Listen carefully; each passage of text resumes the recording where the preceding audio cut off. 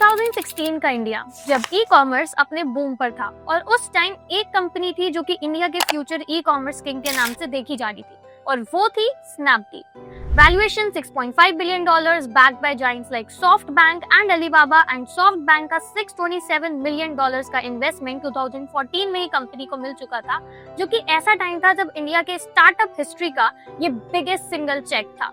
Idea simple था, जो Alibaba ने चाइना में किया है वही स्नैपडील इंडिया में करेगा, और ऑनेस्टली शुरू में ऐसा लग भी रहा था कि ये काफी ज्यादा पॉसिबल है। 2014-15 तक जब स्नैपडील अपने पीक पर था तब उसके पास अराउंड 25+ मिलियन यूजर्स थे, 50,000+ सेलर्स एंड इंडिया का largest e commerce market place seller count के बेसिस पे।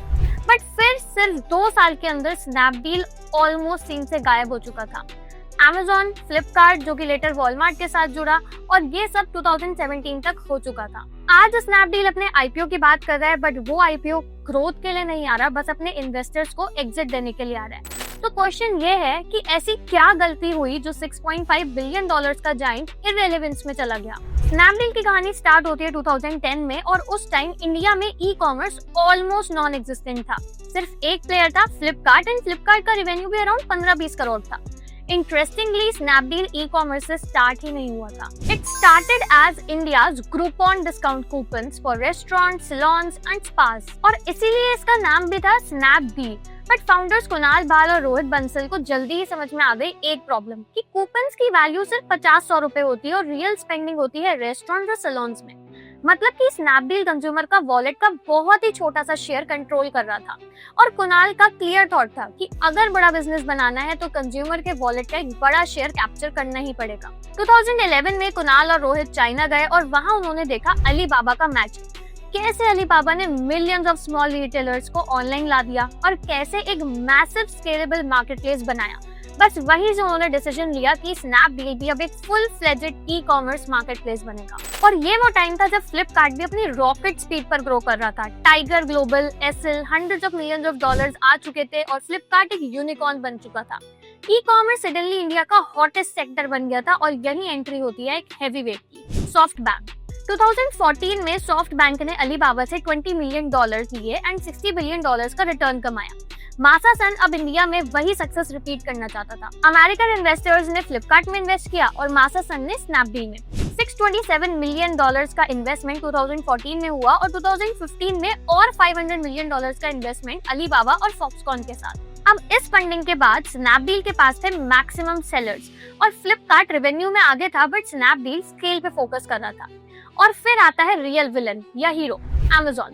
2013 में इंडिया में एंट्री करी, $2 बिलियन का इन्वेस्टमेंट अनाउंसमेंट किया, एंड जेफ बेजोस का बोल्ड स्टेटमेंट सामने आया कि Amazon इंडिया का एक अमेरिकन अंकल है जो जब चाहे पैसे भेज सकता है। मतलब क्लियर था कि Amazon के पास कैपिटल की तो कोई शॉर्टेज नहीं थी। 2016 में बेजोस ने और $5 मिलियन कमिट कर दिए, और अब गेम बदल चुका था क्योंकि अब कंपटीशन था Amazon और फ्लिपकार्ट के बीच में। स्नैपडील अब साइडलाइन पे आ चुका था। इन्वेस्टर्स को एक चीज तो क्लियरली समझ में आ चुकी थी कि एक ही इंडियन कंपनी है जो Amazon से लड़ सकती है, और वो है फ्लिपकार्ट। रिजल्ट, स्नैपडील का फंडिंग ड्राई अप हो गया। मार्केट शेयर 2015 में जो 32% था वो अब 2017 में 4% तक आ गया। सॉफ्टबैंक ने स्नैपडील से कहा कि फ्लिपकार्ट के साथ मर्ज हो जाओ। डील वैल्यूएशन आई $1 बिलियन पे, जबकि स्नैपडील की वैल्यूएशन थी $6.5 बिलियन। सॉफ्टबैंक रेडी था बट फाउंडर्स और अर्ली इन्वेस्टर्स एग्री नहीं हुए। डील कैंसिल हुई, और यहीं से स्नैपडील का लास्ट गैम्बल स्टार्ट होता है। अब स्नैपडील ने रियलाइज किया कि Amazon और फ्लिपकार्ट प्रीमियम सेगमेंट को कैटर करते हैं, मेट्रो सिटीज में है, ब्रांडेड प्रोडक्ट्स के पीछे जा रहे हैं, एंड ये सेगमेंट सिर्फ 7-8% ऑफ द पॉपुलेशन था, और बाकी 90% से ज्यादा इंडिया प्राइस कॉन्शियस है, और ब्रांड से ज्यादा प्राइस उनके लिए ज्यादा इंपॉर्टेंट है। टाइमिंग भी बहुत ज्यादा परफेक्ट लग रही थी क्योंकि जियो का फ्री इंटरनेट आ चुका था, बहुत सारे नए यूजर्स ऑनलाइन आ चुके थे। रिपोर्ट्स बोल रही थी कि value e commerce will explode. Idea भी बहुत ज्यादा स्ट्रॉन्ग था, बट प्रॉब्लम थी एग्जीक्यूशन। स्नैपडील ने वही पुराने रूल्स के साथ नया गेम खेला, बट यहाँ पे उनके कंपटीशन में था मीशो।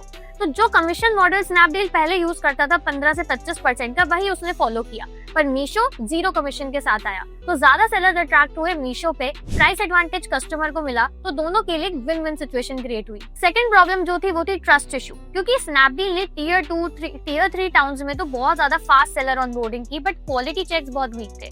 रिजल्ट ये था कि लोगों के पास फेक प्रोडक्ट्स, डुप्लीकेट प्रोडक्ट्स गए एंड ट्रस्ट कोलैप्स हो गया। वहीं दूसरी तरफ मीशो ने पहले व्हाट्सएप ग्रुप पे ट्रस्ट बिल्ड किया एंड फिर मार्केट प्लेस लॉन्च करी। और यहाँ भी स्नैपडील का असम्पशन गलत निकला, क्योंकि Amazon and Flipkart mass segment में नहीं आएंगे। रियलिटी ये थी कि फ्लिपकार्ट ने लॉन्च किया शॉप्सी एंड अमेजोन ने लॉन्च किया बाजार। सेम लॉजिक जैसे HUL मेट्रो में बॉटल बेचता है बट रूरल एरियाज में 1 रुपए का सैशे बेचता है। और क्योंकि उनके पास ज्यादा अच्छे लॉजिस्टिक्स थे, ज्यादा अच्छा नेटवर्क था, तो अमेजोन एंड फ्लिपकार्ट ने स्नैपडील को कम्प्लीटली आउट कम्पीट कर दिया। अगर हम आज की बात करें और डिस्कस करें कि वेयर स्नैपडील स्टैंड्स टुडे, तो FY16 में वो अपने पीक रेवेन्यू पे था। FY17 के बाद एक बहुत शार्प डिक्लाइन आया और लास्ट 3 ईयर्स से एक स्टैगरेंट रेवेन्यू हम देख सकते हैं।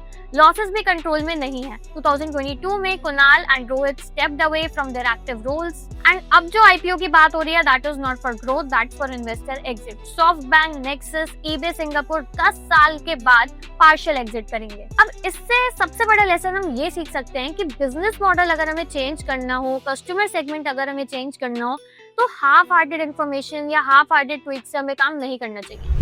मीशो ने बायर जर्नी को रीइमेजिन किया, सेलर जर्नी को रीइमेजिन किया, बट स्नैपडील ने वही पुराना स्ट्रक्चर कैरी फॉरवर्ड किया। और यही एक वजह थी कि $6.5 बिलियन का यूनिकॉर्न एक इररेलेवेंट प्लेयर बन के रह गया। अब सवाल ये है कि क्या स्नैपडील IPO के बाद कोई नया नीश क्रैक कर सकता है या ये बस एक एग्जिट स्टोरी बनकर रह जाएगा?